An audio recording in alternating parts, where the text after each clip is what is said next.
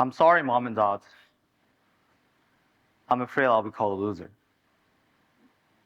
I'm running away now.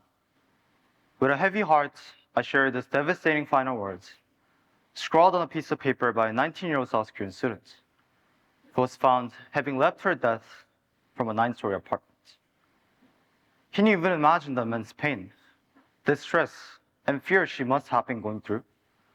This intense, perhaps irrational fear of being labeled just because she underperformed academically. Her story is not unfamiliar to many of my peers. She was a diligent recent graduate with dreams of attending a top medical school in South Korea. To pursue her ambition, she chose to spend an entire year preparing for the National College Entrance exam, foregoing other, lesser university acceptances. Disappointment, embarrassment, and regret for not having performed well on that single exam have reached a devastating fall.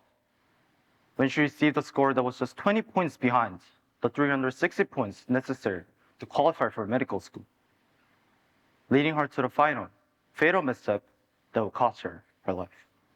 Her story is just a tragic reminder of the #1 leading cause of teen deaths in South Korea for the last decade, suicides, a reality that claimed the lives of 956 teenagers in 2020 alone. Her story is also a reminder of an alarming phenomenon present in the current education system in South Korea. The pervasive fear of failure coming from societal pressure to meet impossibly high demands of academic achievement. The system of national examination dates back about 350 years, when the Goryeo dynasty first implemented the civil service exam to determine recipients of highly coveted government positions. The results of one exam would inextricably determine one's earning potential, social status, and overall value to the community. Such high-stakes examinations would continue throughout the Joseon dynasty, when early forms of private academies were first founded. Private academies were mostly accessible for the aristocrats, who possessed enough wealth to pay exorbitant fees, taking full advantage of their wealth to prepare their children for the national exam, a direct path to success that would preserve the status of their family. It was a rigged system that perpetuated exclusivity of access, and that would promote inequality well into the future. A system of private examination and private academies and national examination would continue to play an indispensable role in Korean society, with the most recent version determining the test takers' worth through establishing university acceptances, again determining our value and potential. My parents also saw my academic enrichment during my enrollment in private academies.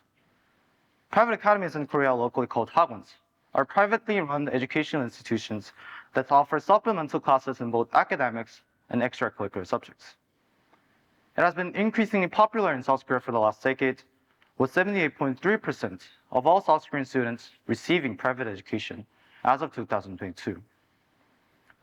To meet such expanding demands for supplementary education, these hagwons began to emerge rapidly in the past decade, starting to provide a wide range of services, including private tutoring, test preparation, foreign language instructions, and even lessons in arts that would push participants towards heightened levels of academic achievements. This was my 5th grade daily schedule. I was subjected to extreme stress and an eventual breakdown. I attended 2 separate academies after normal school hours, which lasted until about 10 p.m. And as soon as I returned home, I would start homework the next class, keeping me awake and working until midnight. On Saturdays, I attended 2 separate science academies, one from 9 to 12 and a creative STEM academy until 3. And I had to complete a mandatory academy homework session until 5, a time which I would return home exhausted, only to wake on Sunday and do it all over again. As an obedient 12-year-old, I didn't question demands. But things shifted when one night I woke up, panicked about a monthly hagwon exam that we were told would determine our future. I didn't have the tools to understand or express what I was feeling at the moment. I was scared, anxious, and both cognitively and emotionally underdeveloped and unprepared to deal with this level of stress. I remember feeling afraid that if I failed, I'll be called a loser. That if I failed, I'd have limited options for escape. These demands, however, are normalized within my community. Perhaps this was the reason why I never reached out for help. Korean elementary students on average spend about 6 hours and 8 minutes of studying per day with both normal school and hagwon responsibilities, while 4 out of 10 high school students are reported to have an average studying time of 3+ hours per day, excluding school hours. So many of us are confined to certain norms within our education system, with demands so high that would keep us awake at night. In fact, Korean high school students have an average sleep time of just 6 hours and 3 minutes, a time which falls far behind the recommended teenage sleep hours of 8 hours and 22 minutes. When I decided to address this topic today, I knew I needed to fully understand the root causes of multiple issues present in our education system so that I could get to the bottom of how we might resolve it. So I began to unpack the reason why the South Korean education system is in need of a dire change, which I found it to be deeply rooted in the lack of appreciation of divergent thinking. J.P. Guilford was the first renowned psychologist that coined the term divergent thinking in 1956. He described this phenomenon as the ability to generate multiple alternative solutions to a given problem, leading to a set of original and creative thoughts which are essential for critical problem solving. Guilford also recognized an alarming trend in modern educational practices, where individuals tend to emphasize teaching students how to find conventional answers, rather than to engage with iterative-based, inquiry-based, iterative processes. This is what I see exactly plaguing the South Korean education system today. And to further contextualize my claim, we'll need to explore how the South Korean education system actually functions. We'll begin with the end in mind. University acceptances, the highest goal and glory of all South Korean students. For many, university acceptance means more than just the school we will attend after our high school graduation. It establishes one's value and potential. We reach for top university with the same vigor and commitment as one who seeks to touch the sky, with top schools at Korea University having a competitiveness of just accepting 1 out of 14 student applicants. In fact, top schools in Korea are referred as SKY, with each acronym in the letter referring to a top national university in South Korea.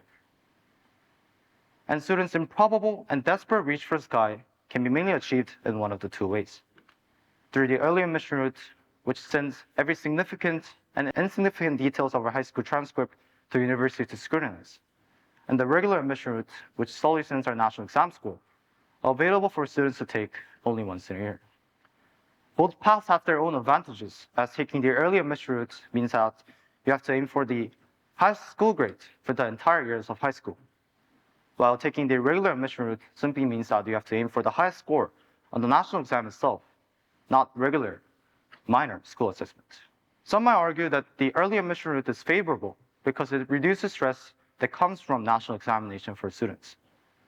However, this will require never having made any mistakes for the entire years of high school.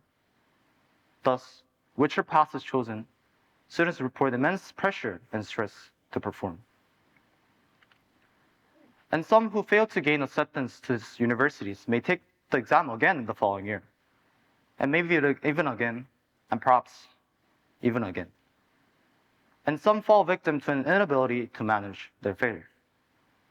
This pervasive culture of prioritizing the outcome rather than the process of learning trickles all the way from the sky down through primary and secondary education, with early education academies emerging continuously to give a competitive edge for kindergartners. We are caught in a classic chicken and egg dilemma, not knowing whether the fierce competition has caused widespread conformity and fear of divergence, or whether the fear of divergence is rooted in an incessant reach for the sky that can't justify breaking away from the path. This culture of intense competition has caused unceasing economic demands for external support that hagwons are also ready to provide, with parents perceiving enrollment as all but necessary for success. This is exactly how we arrive at a day-to-day reality that looks like this. We spend hours and hours studying until we reach seemingly unattainable level of academic achievement. With perceived stakes as high, the slightest misstep can end tragically, especially those of us who lack the tools to rebound from failure. Such intense pressure only causes the fear of mistakes, discouraging Korean youth from defying preset norms. That is to say, we don't diverge off from the predetermined path. Such a rigid approach to academic success inhibits divergent thinking, as society doesn't reward students for devising a unique set of solutions to a given problem. This is neither the cause nor the effect of the issue, but is an overall product of an everlasting cycle by both education, tailored to prepare students for high-stakes exams, and the growing prioritization of the scores that are intended to represent all of our being, all of our potential, and all of our inherent values. Thus, until the final goal changes, the road getting there will remain the same. The pervasive lack of divergent thinking, however, is much more of a serious issue than it may seem. Not only does divergent thinking enhances real-life problem-solving skills, modern psychologists observe that divergent thinking is a unique capacity that contributes to many forms of creativity and the creation of innovative products, a capacity that drives a nation's economic growth. Thus, an education system that neither reinforces nor teaches the skills associated with divergent thinking will not adequately prepare its workforce to effectively innovate. As a matter of fact, despite the unprecedented economic growth of South Korea, economist Han Kyung-won observed that Korea's potential growth rate from 6.8% in 2010 has steadily decreased to 2.4% in 2021, likely to enter the 0% range in the next 10 years. It is apparent that once South Korea achieved a certain level of economic growth, it began to plateau. And a direct change in society seems necessary if we are to simulate this growth again.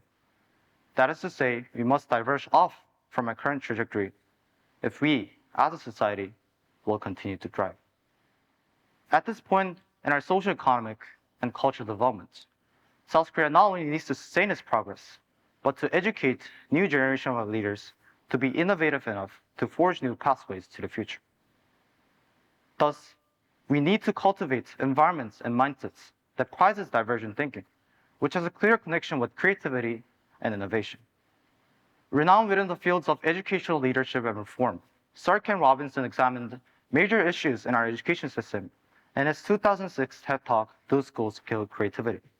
which remains as one of the most highest viewed talks of all time.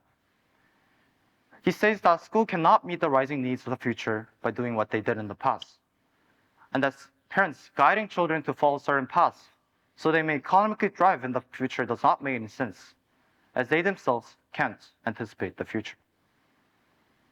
He specifically shows that the current education system is actually disrupting human minds from flourishing, who are inherently creative and innovative, reminding us the alarming need for daily recognition and stimulation of new neural pathways if we are to strengthen our skills for divergent thinking.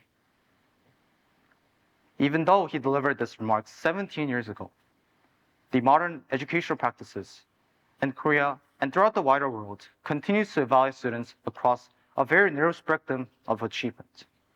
In Korea, students are set via scores on 28 official exams, on top of countless other mock exams taken by schools and administrated by hagwons, which in total accounts about 128 exams per year per student. And Robinson identifies the system of rote memorization and traditional examination as a root cause and a significant factor that inhibits divergent thinking. Thus, if we do not correct this tendency, if we do not start teaching Korean youth the skills associated with divergent thinking, if we do not model the importance of learning comes from failure and the significance of being able to try again, seeking for alternate solutions, if we do not build curiosity and inquiry, which differs Korean youth away from conformity, Korea may not survive the ever-changing demands of the globalized and digitized world.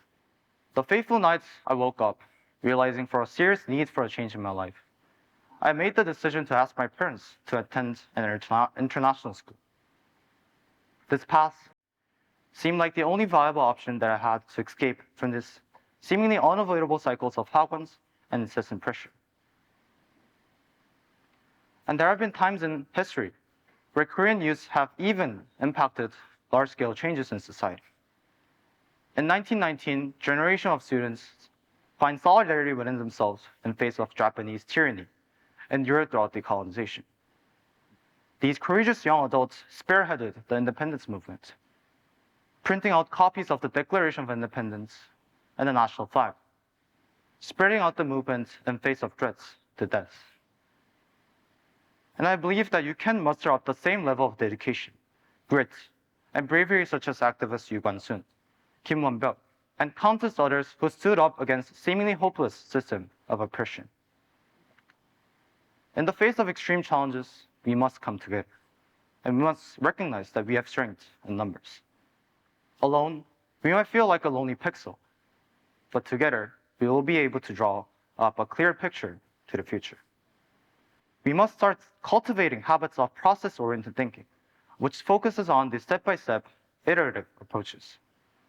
We must push back ourselves against habits of outcome-oriented thinking, which solely prioritizes the outcome rather than the process of learning, an issue that is especially prevalent in the national examination system. We must start to value how we are learning more than what we are learning. And rather than contributing to cramp culture, we must seek for new challenges that will fuel our divergent thinking. Ask questions, engage in discussion with the intrinsic motivation of gaining new insights and enhanced perspectives. Sometimes these opportunities may exist outside our comfort zone, as training to become a TEDx speaker, or anything that goes through the process of inquiry and iteration, stimulating originality, flexibility, and fluency, all necessary skills for divergent thinking. As unique individuals, we also all possess distinct thoughts, motivation, and experiences. And we all have our own optimal methods of learning.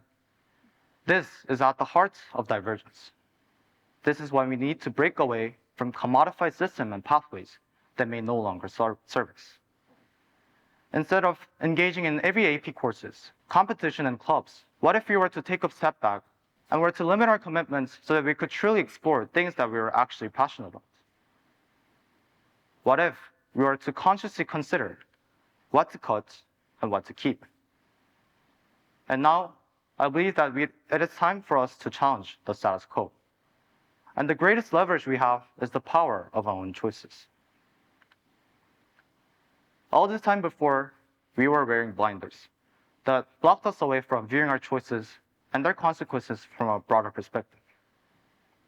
With our vision restricted, we became only able to see what was immediately in front of us, moving aimlessly through test preparation, assignments, and overpacked schedules to the point where we were burned out just as a racehorse. But now, from this day forward, we must take off our blinders together. We must start viewing the whole picture rather than the small pixels crammed within today's schedule. Our behaviors can over time become habits, and habits spread to become a culture. Small actions and decisions that we make in our everyday lives can create a ripple effect, extended to friend groups, communities, and beyond. As students, but individuals who will become the parents of the next generation, it will be up to us what kind of educational legacy will be passed on to the future. Will it be the ones that at stakes so high, our children feel trapped by the weight of obligation? Or do we have the courage within ourselves to break this cycle of educational oppression? These are the choices that are before us. This is the divergent path. Thank you.